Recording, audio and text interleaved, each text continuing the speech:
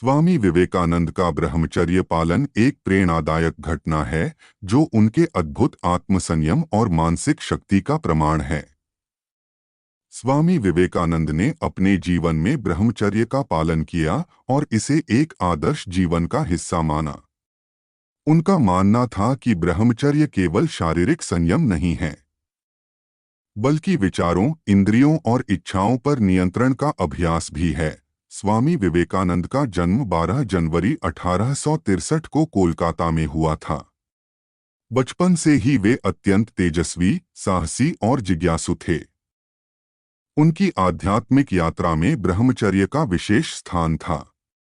उन्होंने इसे जीवन की सफलता का मूल माना और इसे केवल धार्मिक जीवन तक सीमित नहीं रखा, बल्कि यह एक मानसिक अनुशासन था जो व्यक्ति को आत्मसंयम और शक्ति प्रदान करता है।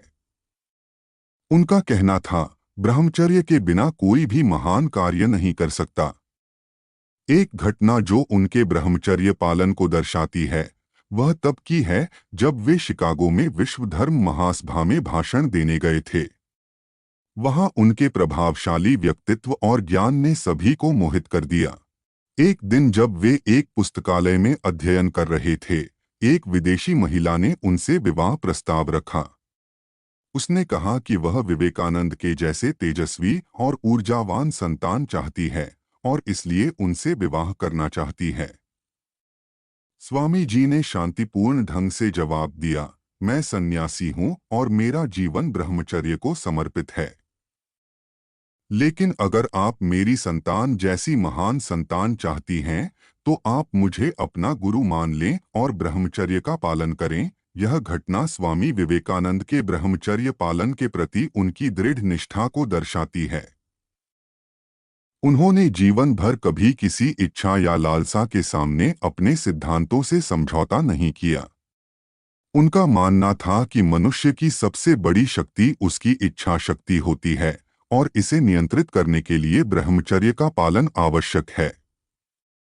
उनके अनुसार ब्रह्मचर्य पालन से व्यक्ति मानसिक और आध्यात्मिक शक्ति प्राप्त करता है, जो उसे अपने लक्ष्यों को प्राप्त करने में सहायक होती है।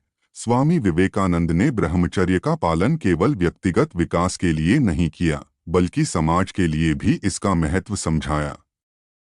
वे कहते थे कि ब्रह्मचर्य से मनुष्य की सारी ऊर्जा एक दिशा में केंद्रित हो जाती है, जिससे वह अपने जीवन में महान कार्य कर सकता है।